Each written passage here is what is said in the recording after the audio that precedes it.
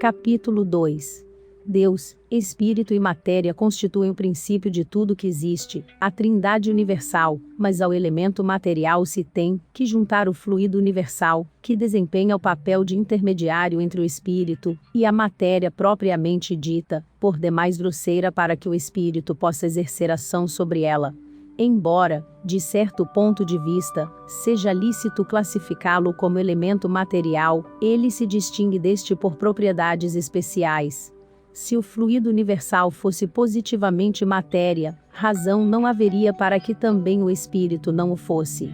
Está colocado entre o espírito e a matéria, é fluido como a matéria é matéria, e suscetível, pelas suas inumeráveis combinações com esta, e sob a ação do espírito, de produzir a infinita variedade das coisas, de que apenas conheceis uma parte mínima. Esse fluido universal, ou primitivo, ou elementar, sendo o agente de que o espírito se utiliza, é o princípio sem o qual a matéria estaria em perpétuo estado de divisão, e nunca adquiriria as qualidades que a gravidade lhe dá. Kardec, Livro dos Espíritos, resposta à pergunta número 27. Como já dissemos, o hipnotismo moderno deriva diretamente do mesmerismo. Havia necessidade de substituir o nome, magnetismo, que feria suscetibilidades científicas e filosóficas. Mesmer, embora materialista, baseava sua teoria no fluido universal, que, segundo afirmava, é de uma sutileza sem comparação e que penetra todos os corpos. Essa matéria sutil é o agente do magnetismo. Tal concepção não soava muito bem aos ouvidos dos homens de ciência, que nela viam algo de sobrenatural. Mas como os fenômenos não podiam ser contestados ou negados, não havia como mudar-lhes o nome e atribuir-lhes outra causa. Isso foi conseguido pelo sábio inglês com a denominação de hipnotismo, embora não abrangendo toda a ordem de fenômenos realizados pelo magnetismo. Destart Braide pôde definir o estado hipnótico como sendo o estado particular do sistema nervoso, determinado por manobras artificiais, tendendo, pela paralisia dos centros nervosos, a destruir o equilíbrio nervoso. O temor reverencial dos doutores com assento nas academias estava por esse modo desviado. Nada de fluidos, nada de matéria sutil, nada de agentes sobrenaturais, mas um estado fisiológico causado pela destruição do equilíbrio nervoso, eis o que é o hipnotismo. Ficou assim prestigiado o hipnotismo através dos tempos pela ciência oficial e relegado, o magnetismo com os seus passes, as suas imposições, e os seus fluidos para o monturo das teorias condenadas como obra do charlatanismo. Assim aconteceu em toda a parte. Entre nós, inúmeros foram os professores e cientistas que se dedicaram ao assunto, destacando-se entre eles Frederico Fajardo, Érico Coelho e Medeiros e Albuquerque. Entretanto, tem um alto sentido o conceito emitido pelos eminentes mestres Juliano Moreira e Miguel Couto, quando prefaciaram o livro de Medeiros e Albuquerque. Afirmou então Juliano Moreira: convencido que estou das vantagens da psicoterapia, em suas modalidades, testemunha que tenho sido dos resultados do hipnotismo, quando conscienciosamente aplicado, faço votos para que o novo livro de Medeiros e Albuquerque se espalhe no país, com tamanha rapidez que não venha longe uma nova edição, da qual espero desaparecerá a pequena jaça presente. Algumas palavras um tanto ásperas, referentes a Charcot e outros neurólogos, cujos serviços à neuriatria são tantos que os absolvem dos erros em que hajam por acaso incorrido. A opinião de Miguel Couto, que merece especial destaque, em virtude das suas reservas, que são, em parte, as mesmas que opuseram os magnetizadores, é a seguinte. Em matéria de terapêutica sugestiva, eu entendo que o âmbito do emprego do hipnotismo é bem restrito, e que a sua eficácia se esgota rapidamente, no mesmo doente, para o mesmo mal, ao passo que Medeiros e Albuquerque escreve. Quando se pergunta para que moléstias pode servir a sugestão hipnótica, há o desejo de responder: para todas.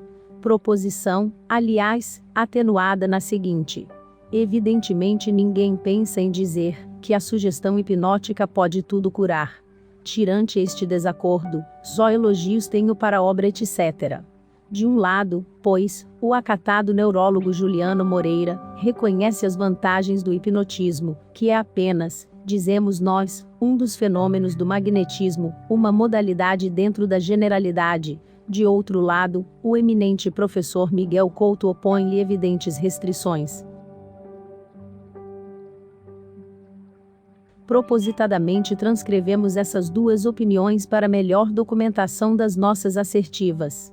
Braide não procurou reproduzir todos os fenômenos do magnetismo, do qual o sono magnético ou sonambulismo são apenas ocorrências naturais. Mas foi precisamente isso que o impressionou ao assistir a uma sessão, realizada por La Fontaine, e os seus processos, conforme se deduz do próprio título da sua obra, outro objetivo não tiveram senão provocar o sono nervoso, a que deu o nome de hipnotismo. Os magnetizadores, ao revés, que sustentavam a teoria do fluido, curavam as moléstias pela aplicação dos passes, das imposições, dos sopros etc., sem se preocuparem direta e especialmente com a produção do sono. E não foi de outra maneira, senão naturalmente, casualmente, que foi descoberto o sonambulismo, por seguir.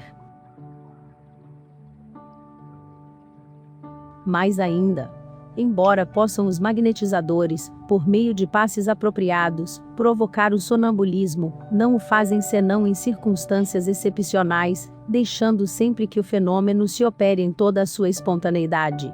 Isso porque entendem que há nessa prática um excesso prejudicial e quase sempre desnecessário. O primeiro a profligar o abuso foi o próprio Mesmer. Depois que meu método de tratar e de observar os doentes foi posto em prática, diversas pessoas, quer por um zelo imprudente, quer por uma vaidade sem cabimento, e sem consideração pelas reservas e as precauções que o julgara necessárias, deram publicidade prematura aos efeitos, e principalmente à explicação deste sono crítico. Não ignoro que tenham daí resultado abusos, e observo com sentimento, que voltaram com ardor os antigos preconceitos. De sorte que o hipnotismo, ou melhor, o ramo especializado do magnetismo, especialmente criado para provocar o sono nervoso, criou fóruns de cidade e empolgou as academias. A época do magnetismo já passou, disse o Austrégésilo, numa lacônica sentença de condenação. Pensamos, data vênia, de modo contrário. A época do magnetismo ainda não chegou, porque ele não conseguiu o domínio sobre o misoneísmo tirânico e ridículo. Mas se não venceu ainda como teoria, como sistema, na integridade dos seus processos e das suas virtudes, triunfou na deformidade do seu sucedâneo, venceu com a máscara que o orgulho filosófico e a vaidade científica lhe colocaram. Não é nosso intuito estabelecer um estudo comparativo dos dois sistemas e decretar irremediavelmente a condenação dos processos hipnóticos. Mas não podemos evitar a declaração de inferioridade desses processos, reconhecida francamente pelo seu autor, através da seguinte passagem. Todavia, a julgar pelo que os magnetizadores declaram produzir em certos casos, parece haver muita diferença, para que se possa considerar o hipnotismo e o mesmerismo como dois agentes distintos. Os magnetizadores afirmam que podem realizar certos efeitos, que eu nunca pude provocar com o meu método, posto que o houvesse tentado. E ele acrescenta em nota. Os efeitos a que aludo são, por exemplo, ler a hora num relógio colocado por detrás da cabeça, ou na cavidade epigástrica, ler cartas dobradas, ou um livro fechado, reconhecer o que se passa, à distância de alguns quilômetros, indicar a natureza das moléstias, e prescrever seu tratamento, sem possuir conhecimentos médicos, magnetizar sonâmbulos à distância de muitos quilômetros, sem que eles tenham conhecimento da operação que se propõe realizar. É fácil compreender, observa Rochelle, porque Braide não conseguiu realizar todos os fenômenos obtidos pelos magnetizadores, é que não levou em consideração a influência física e psíquica do operador, e que causas diferentes deveriam forçosamente produzir efeitos também diferentes. Isso, porém, não nos pode conduzir à conclusão de que os partidários do hipnotismo jamais apresentaram fenômenos dignos de registro. A copiosa literatura sobre o assunto e os trabalhos notáveis de sábios de renome, em todo o mundo, nos desmentiriam de imediato. Mas é necessário atentar para uma circunstância singular. Os hipnotizadores, embora conservando a denominação hipnotismo, no campo experimental dividiram-se, admitindo muitos deles as teorias fluidistas e, consequentemente, o processo dos passes dos magnetizadores. Daremos, apenas, um grande exemplo nesse sentido. É do eminente fisiologista Charles Richet, que assim descreve o seu método de hipnotismo. Faço sentar o paciente numa cadeira defronte de mim, tomo cada um dos seus polegares em uma das mãos e aperto-os fortemente, mas de uma maneira uniforme. Esta manobra é prolongada durante 3 ou 4 minutos. Em geral, as pessoas nervosas sentem logo uma espécie de peso nos braços, nos cotovelos e principalmente nas pálpebras. No princípio das minhas tentativas, eu pensava que fosse necessário mandar fixar um objeto qualquer pelo paciente. Vi mais tarde que era uma complicação inútil. A fixação do olhar tem talvez alguma influência, mas não é indispensável. Entre um e outro operador havia diferenças no modo de proceder, diferenças que não vale a pena expor aqui longamente. Tratava-se de projetar o fluido magnético no corpo do paciente. Isto se fazia em maior ou menor quantidade, ou carregando o corpo inteiro, ou especialmente quer o tronco, quer a cabeça, quer alguns dos membros, conforme os fenômenos que se tratava de obter, ou a sede da moléstia. O que havia geralmente de comum eram os passes. Por eles se fazia a transmissão. Esses passes eram sempre de cima para baixo. O processo de Charles Richet é tipicamente o processo dos magnetizadores, conforme se vê da descrição minuciosa que Dupotet faz dos diferentes métodos.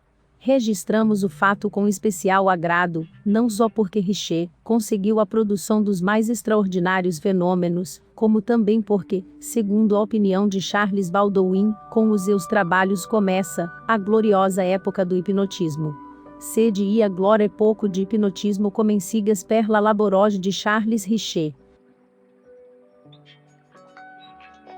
Parece acertado, pois, concluir que Charles Richet, como muitos outros, empregavam indiferentemente as expressões magnetismo e hipnotismo, devendo acentuar-se, todavia, que, no trecho supracitado, somente se nota o uso das palavras magnetização, fluido magnético, passes, etc. Dessa mistura e confusão de métodos diversos resulta que não se pode afirmar se, em determinada operação, prevaleceram ou não os processos puramente magnéticos. Por essa razão, observou com justeza Alphonse Bouet que, a todo momento, quem se acredita magnetizador hipnotiza, e quem se julga simplesmente hipnotizador, magnetiza. Tudo quanto se pode asseverar é que os hipnotizadores provocam o sono nervoso e ministram as sugestões. Para isso, usam de uma variedade de meios, tanto físicos como químicos, e também de ordem psicológica, que, se não agem diretamente, auxiliam a hipnotização. As drogas mais usadas são o cânhamo indiano, o cloral, o sedol, a morfina, a escopolamina e até mesmo o éter e o clorofórmio. Nos Estados Unidos alcançou extraordinário êxito, com o uso da escopolamina, o Dr. House, que garantia poder arrancar a verdade aos mais façanhudos criminosos, sendo, por isso, esse processo conhecido como o sérum da verdade. Vemos, desse modo, como a ciência oficial é indulgente para consigo mesma, a ponto de prescrever o uso dos mais violentos tóxicos na prática hipnótica. Que não se diria, se os magnetizadores seguissem semelhantes processos. Entretanto, são eles, os magnetizadores, chamados charlatães, que pedem contas aos mestres da medicina por tão nocivos e condenáveis desvios. Não nos iludamos, diz um deles, o clorofórmio, o éter, o cloral, o sulfonal, a cocaína, a morfina e seus congêneres são os mais temíveis agentes que deprimem o sistema nervoso. param os batimentos do coração, causam náuseas e vertigens, suores profusos, dilatam os vasos cutâneos e cianosam o sangue. Não atuam somente sobre os elementos nervosos, mantendo os nervos nas tonalidades baixas da sensibilidade geral, são também violentos venenos musculares, e, aumentada a dose, provocam ataques tetânicos, análogos aos produzidos pela estricnina. Uma muito frequente repetição deste estado, compreende-se que traga, com o correr do tempo, profunda decadência dos sistemas nervoso e muscular, e consecutivamente a ruína completa da tonalidade. Tudo isso é realmente pernicioso, mas é científico. É tempo, portanto, de seguir o magnetismo à sua trajetória, dentro dos seus postulados. Ele nos conduzirá ao domínio pleno da espiritualidade. Aquilo que os seus adversários repeliram por lhes parecer sobrenatural, o fluido, continua a receber, dia a dia, a adesão da verdadeira ciência, que, nas suas observações, o descobre em tudo, e por toda a parte.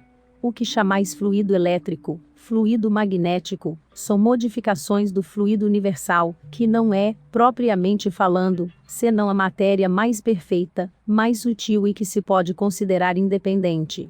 Foi esse fluido que os magnetizadores pressentiram, e que o Espiritismo, mais tarde, reconheceu e proclamou, segundo as comunicações dos espíritos e através de observações e experiências. A questão do fluido é de importância capital, porque demonstra a existência no homem de um princípio espiritual independente da matéria. Tudo que está em nós, exclama Denis, está no universo e tudo que está no universo encontra-se em nós. Pelo corpo fluídico, e pelo corpo material, o homem acha-se ligado à imensa teia da vida universal, pela alma, a todos os mundos invisíveis e divinos. Somos feitos de sombra e luz.